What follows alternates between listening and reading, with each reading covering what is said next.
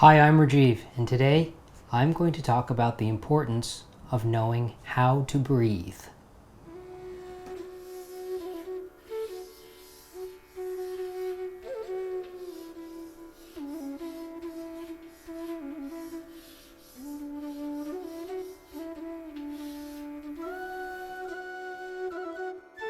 The human body can survive max about 3 weeks without food.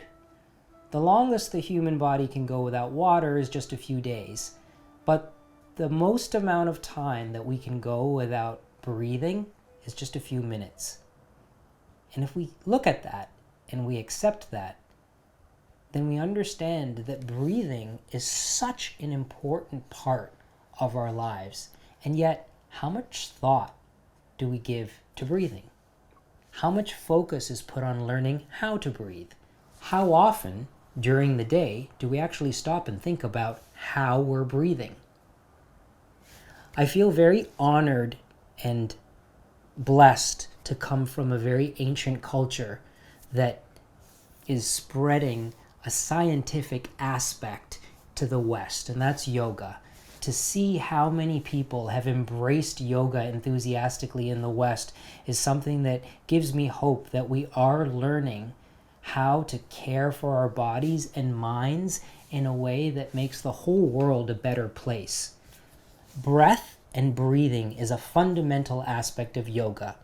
And my practice of yoga, I've been practicing yoga off and on for the last 15, 20 years. It's something that I wish I did consistently every single day, but I have my lapses.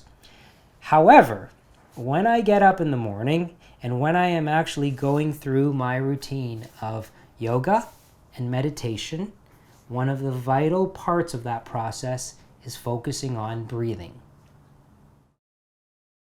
Let's start with the very basics. We're filling our lungs with air.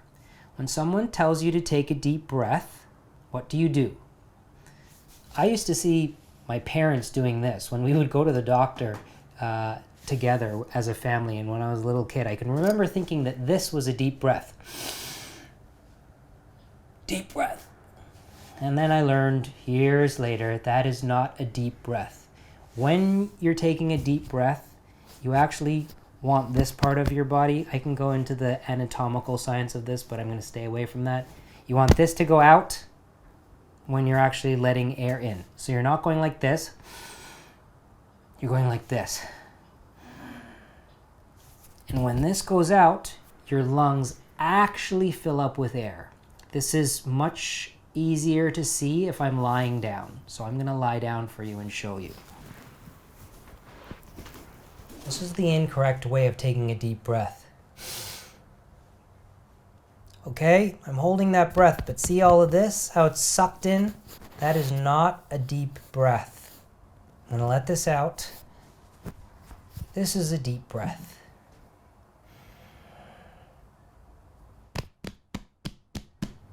Now I'm going to let the breath out.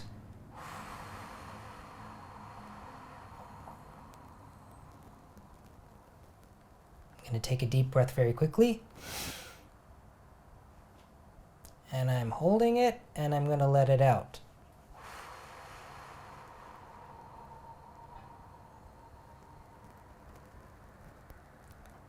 Now I'm going to take a deep breath slowly.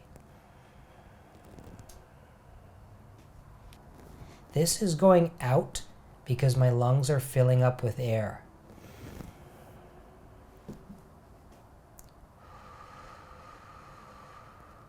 So not like this, not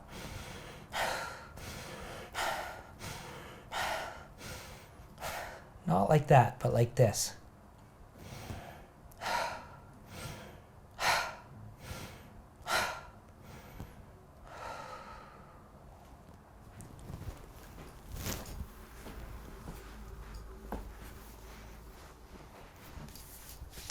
Your breath is very strongly connected to your mind.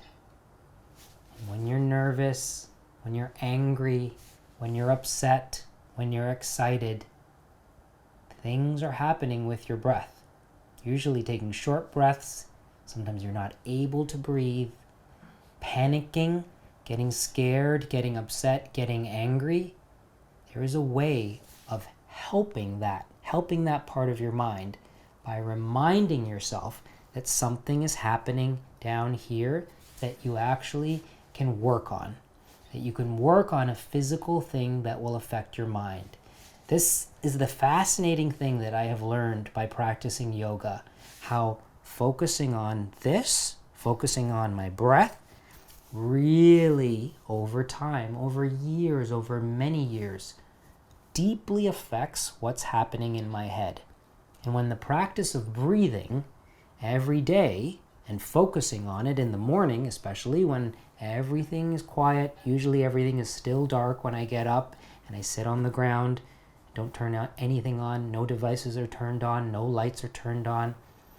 I'm wearing just my boxer shorts and a meditation shawl, and I'm sitting in the dark on the ground on a yoga mat. When I close my eyes and I'm doing my breathing exercises, I can really focus on what I'm feeling. And I can focus on letting in as much oxygen as possible, keeping it there, and exhaling. Doing that every single day for years helps me in my everyday. When I'm running around New York, when I start to feel myself getting agitated or irritated or anxious or upset, I remind myself of my breath and what is my breath doing. Sometimes when I get sick, I find it hard to breathe. I had asthma as a kid, and there were instances in the last few years where I found it really hard to breathe at certain times of the day. I noticed my breath was getting very short.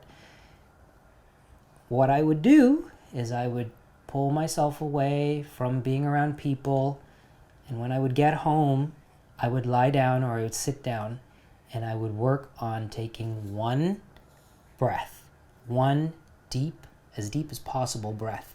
And then I would work on taking 2 breaths and 3, deeper and deeper. And that slow work of breathing has really helped me overcome issues of breathing when I'm sick.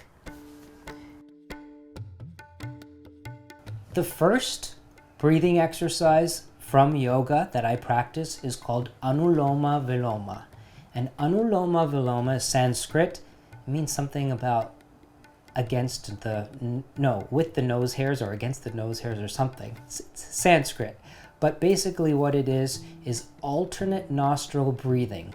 So at any given time, we mostly are using one nostril while we're breathing. So although we have 2 nostrils, if we hold our finger under our nose like this and just exhale, usually one is stronger than the other, or one is not even doing much, especially when we're not thinking about it. But if we're using both nostrils equally, or if we're forcing air through both nostrils, we're getting in more oxygen. There's also very, very, very, very deep philosophical, ancient yogic studying and philosophy associated with breathing through both nostrils. One nostril is associated with the moon, one nostril is associated with the sun, one nostril is associated with warmth and cold, and there's a benefit of using both, so I won't get into that, but all of that exists in the yogic texts. So, what is Anuloma Viloma and how do you do it? It is a practice of bringing air in through one nostril, holding it, and exhaling through the other nostril, and then bringing air in through that nostril, holding it, and exhaling through this nostril. So I can't talk and do it at the same time because I have to hold my breath and breathe, but I'm going to talk and fake it, and then I'm going to do it. You have a hand position that's going to be a clamp. So your right hand is going to be the clamp that goes over your nose. Your left hand is supposed to rest on your left knee. And you don't use these 2 fingers, they get tucked in. You use your thumb, your pinky, and your 4th finger. And you use that to clamp your nose, like this. The way we begin is we clamp our nose. We release our thumb, and through our right nostril, we're going to breathe in for a count of 4. 1, 2, 3, 4. Close the clamp. Hold for 16 seconds. 1, 2, 3, 4, 5, 6, 7, 8, 9, 10, 11, 12, 13, 14, 15, 16. Open the left side and release, exhaling for the count of 8. 1, 2, 3, 4, 5, 6, 7, 8. After we've exhaled, we're going to inhale deeply to the count of 4. 1, 2, 3, 4. Close the clamp. Hold for 16 seconds. 1, 2, 3, 4, 5, 6, 7, 8, 9, 10, 11, 12, 13, 14, 15, 16. Open the right again. Release. 8. 1, 2, 3, 4, 5, 6, 7, 8. That completes one round. And if you've never done this before, it is advised to do 3 full rounds in the beginning, working your way slowly up to 10. So when we finish exhaling here to the count of 8, through the same nostril, we would breathe in to the count of 4, close, hold for 16, exhale to the count of 8, breathe in to the count of 4, close, hold for 16, release for 8, and then breathe in for 4 and continue that way until we return to the right nostril at the end. Okay? Now I'm actually going to do it. And I'm going to be counting in my head, and I'm going to close my eyes the way I would do it in the morning by myself in complete solitude if you weren't here.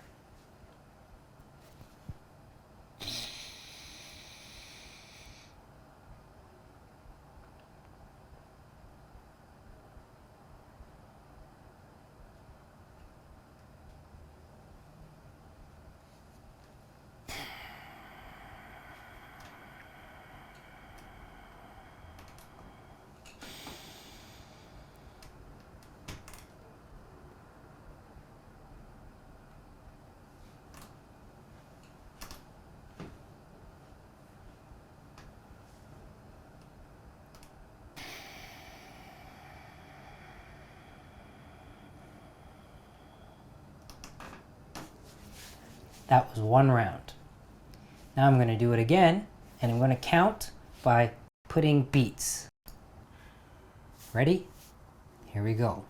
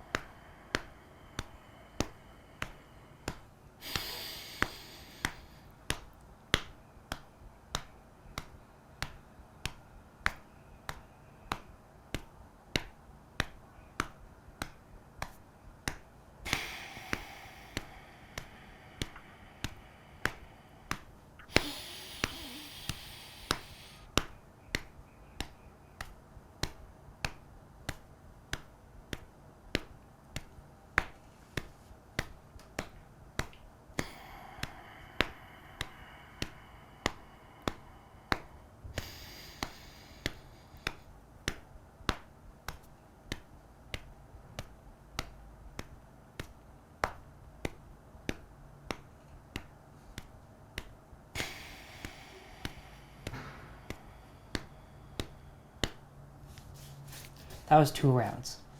So the yogic texts tell us that if this is practiced, it will improve memory, it will improve clarity of the mind, and it will actually calm you down. This is kind of like sweeping out the dust in the mind. It's like taking a broom and dusting the mind out and clearing things out. And I have to say, speaking firsthand from doing this for over 10 years, that is exactly how I feel. When I'm sluggish, when I'm feeling blue, when I start to have negative thoughts, when I start to feel like, what's the point, which I do feel sometimes, it's often because I've lapsed in my practice of yoga. And I'll do my breathing exercises and I feel better. This really, really, really works.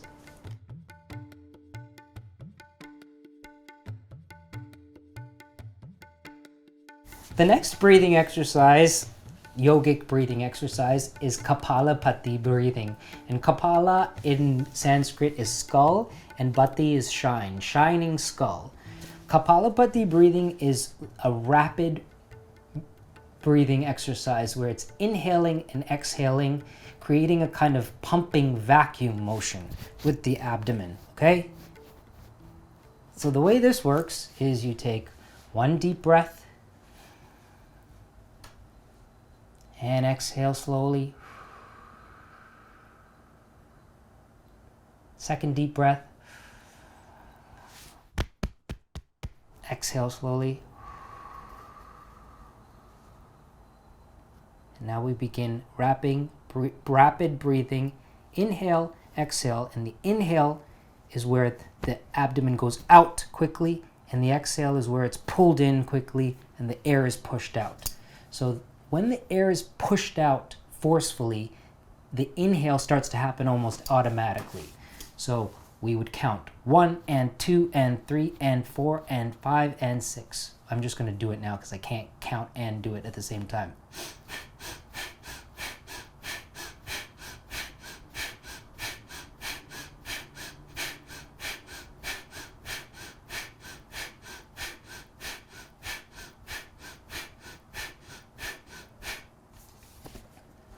If you're starting out and you've never done that before, you would do that to a count of 30, and then you would exhale and you would take one deep breath. Exhale slowly. Another deep breath, and then you hold this deep breath. So a deep breath, and I do this. Hold for as long as possible, up to 60 seconds, so up to a minute. So when I do Kapala Bhati now, I usually do 50 breaths, and then inhale, exhale, and take a deep breath and hold for a minute. That's one round. And you work your way up to 3 repetitions. And on my third repetition, I'm doing 100 breaths. So I'm going to do 30 breaths for you in a full cycle to show what one round looks like. Okay?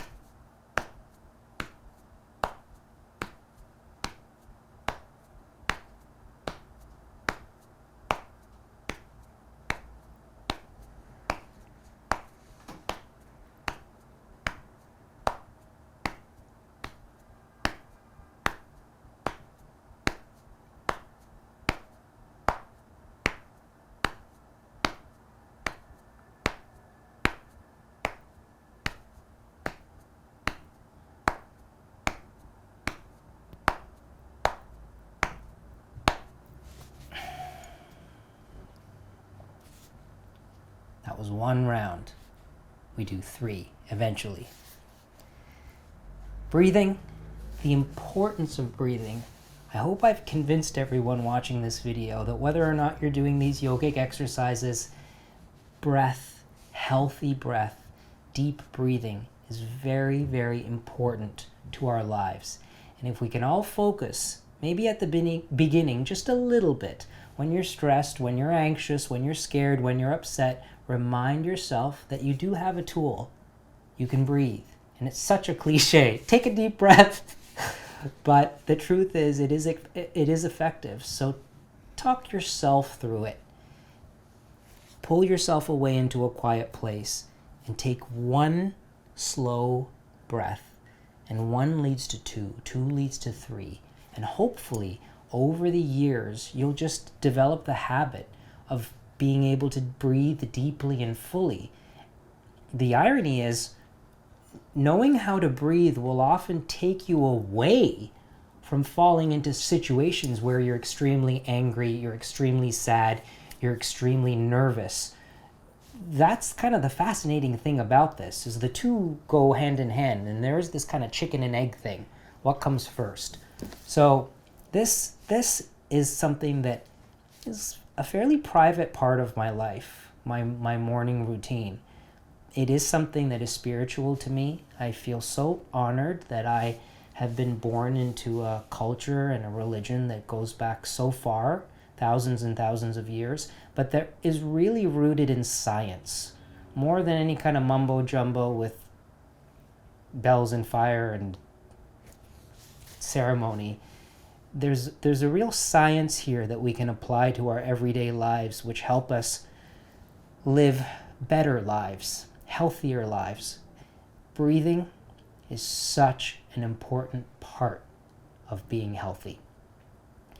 I'm not an expert or an authority on breathing, but maybe I can inspire you to go out there and seek the help or advice from someone who is an expert. Thank you for watching. Goodbye.